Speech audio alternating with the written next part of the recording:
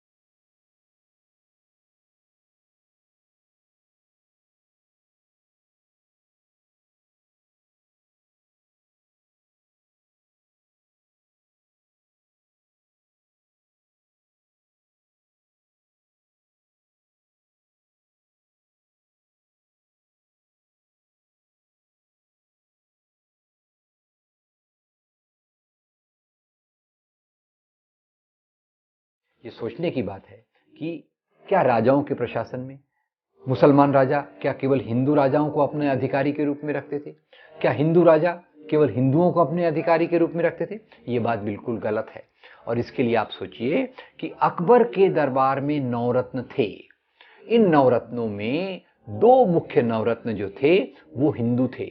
इनमें पहले का नाम आपको याद होगा, उनका नाम है बीरबल, और दूसरे का नाम है राजा टोडरमल। राजा टोडरमल मेरे ख्याल से अकबर के दरबार के सबसे महत्वपूर्ण नवरत्नों में से एक थे। क्यों? ऐसा इसलिए क्योंकि राजा टोडरमल अकबर के दरबार में वही काम करते थे जो आज मनमोहन सिंह की सरकार में पी चिदम्बरम करते हैं।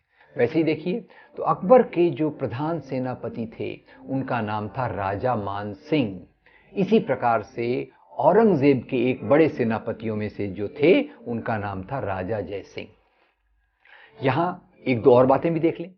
जैसे राणा प्रताप को एक मुसलमान विरोधी बताया जाता है, शिवाजी महाराज को मुसलमान विरोधी बताया जाता है। ये बात बिल्कुल गलत है।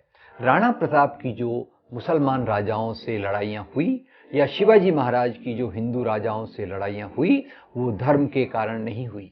ये लड़ाइयां सत्ता के मुद्दों पर हुई। और इसी में हम देखते हैं कि राणा प्रताप और अकबर की जो लड़ाई हुई वो ओहदे के सवाल को लेकर हुई। ये लड़ाई हल्दी घाटी के मैदान में हुई, और हल्दी घाटी के मैदान में ये जब लड़ाई हुई तो उसमें एक तरफ थे राणा प्रताप, और राणा प्रताप का जो साथ दे रहे थे उनका नाम था हकीम खान सूर। आज भी आप हल्दी घाटी के मैदान में हकीम खान सूर की दरगाह देख सकते हैं, जहां साल के साल राजपूत लोग जाकर उनकी बरसी मनाते हैं। वैसे ही अकबर स्वयं हल्दी घाटी के मैदान में नहीं आए। अकबर की तरफ से जो आए उनका नाम था राजा मान सिंह, और राजा मान सिंह के जो सहायक थे, जो असिस्टेंट थे, उनका नाम था शहजादा सलीम। तो ये लड़ाइयां हिंदू मुसलमान की लड़ाइयां नहीं थी, ये लड़ाइयां दो राजाओं की थी जिनका धर्म एक प्रकार से अलग अलग धर्म था। जैसा मैं बता रहा था कि मुसलमान राजाओं के प्रशासन में हिंदू अधिकारी थे, वैसे ही हम महाराष्ट्र के शिवाजी महाराज के बारे में थोड़ा देखने की कोशिश करेंगे। शिवाजी महाराज के बारे में देखना इसलिए जरूरी है कि शिवाजी महाराज के नाम का दुरुपयोग करके बहुत सारे लोगों ने सांप्रदायिक राजनीति की है, और जबकि वास्तव में देखा जाए तो शिवाजी महाराज कोई मुसलमानों के विरोधी नहीं थे। शिवाजी महाराज के प्रशासन में बहुत सारे मुसलमान अधिकारी थे। खास तौर से उनके गोपनीय सचिव का नाम था मौलाना हैदर अली। उनके जो बॉडीगार्ड, उनके जो जासूस थे, उनका नाम था रुस्तमे जामन। उनका तोप विभाग जो था उसके नेता का नाम था इब्राहिम गारदी। तो यही शिवाजी हैं, एक तरफ औरंगजेब से लड़ते हैं ताकि उनको एक ऊंचा ओहदा मिले। यही शिवाजी हैं जो सूरत में जाकर लूट मार करते हैं, जिसमें बहुत सारे हिंदू व्यापारी भी लूटे जाते हैं। यही वो शिवाजी महाराज हैं जिनके प्रशासन में हिंदू भी हैं, मुसलमान भी हैं। और यही वो शिवाजी महाराज हैं जिन्हें महाराष्ट्र की जनता लोक कल्याणकारी राजा के रूप में जानती है, क्योंकि शिवाजी महाराज ने गरीब किसानों के ऊपर जो लगान था, जो टैक्स था, उसको कम करने की कोशिश की, जिसके कारण यहाँ की प्रजा को एक बहुत बड़ी राहत मिली। आप लोग जानते होंगे काशी हिंदुओं का एक बहुत पवित्र स्थान है। काशी में बाकी भी बहुत अच्छी चीज़ों के लिए प्रसिद्ध है, जैसे काशी का पान, काशी की सुंदर साड़ियाँ। पर इसके अलावा काशी शहर की एक और विशेषता है जो हमने सोचना चाहिए, और वो विशेषता ये है कि काशी के मंदिरों की सीढ़ियों पर बैठकर एक महान संगीतकार ने अपने शहनाई बजाने की। मैं उस्ताद बिस्मिल्लाह खान को क्यों ला रहा हूँ? उस्ताद बिस्मिल्लाह खान का हवाला मैं इसलिए चाह रहा हूँ क्योंकि जहाँ एक और राजाओं में सत्ता और संपत्ति के लिए लड़ाइयाँ हुई, वैसे ही आम लोगों के बीच में मेल जोल से भारत की सभ्यता, संस्कृति, कला और बाकी सब चीज़ों का विकास हुआ। आपको मैं बताना चाहूँगा कि इसी बातों का वर्णन एक मुसलमान राजकुमार ने अपनी किताब में किया है, और उस मुसलमान राजकुमार का नाम है दारा शिकोह। दारा शिकोह अपनी किताब मजमा-उल बहरैन में लिखते हैं कि भारत एक महासमुद्र है जो दो समुद्रों के मिलने से बना है। एक समुद्र का नाम है हिंदू धर्म और दूसरे समुद्र का नाम है इस्लाम। आप ख्याल कीजिएगा, आज हमारी जो भी परंपराएं हैं, खाने पीने का तरीका, कपड़े पहनने का तरीका, हमारा साहित्य, हमारी भाषाएं, हमारा संगीत, इन सब में हिंदू धर्म और मुसलमान धर्म दोनों के बीच से बहुत सारी चीज़ें आई हुई हैं। और यहाँ उदाहरण के तौर पर मैं आपको कुछ खाने पीने की चीज़ों के बारे में बताऊँगा जो यहाँ मुसलमानों के आने के बाद ज़्यादा लोकप्रिय हुई।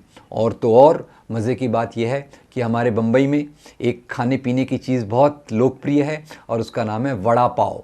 वड़ा पाव, अगर आप वड़ा पाव के इतिहास में जाएंगे तो आपको पता चलेगा कि वड़ा पाव का पाव ये अफ़गानिस्तान से मुसलमानों द्वारा लाया गया।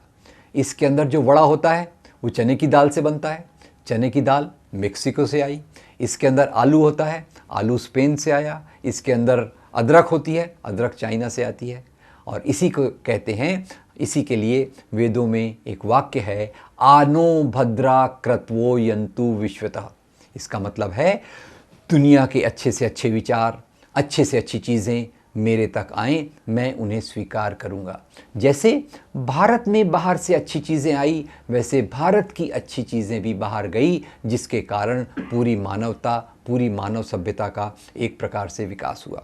आप अगर कपड़े पहनने की बातों के बारे में सोचें तो आज हम सब लोग पैंट शर्ट पहनते हैं, सलवार कमीज पहनते हैं, पायजामा कुर्ता पहनते हैं।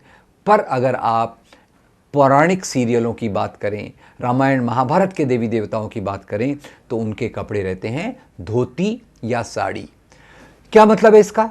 इसका मतलब ये है कि प्राचीन भारत में बुनाई की कला बहुत विकसित थी, पर सिलाई की कला जो है वो यहाँ अरब के मुसलमानों द्वारा लाई गई, जिसके कारण हम आज अलग अलग प्रकार के कपड़े पहन सकते हैं।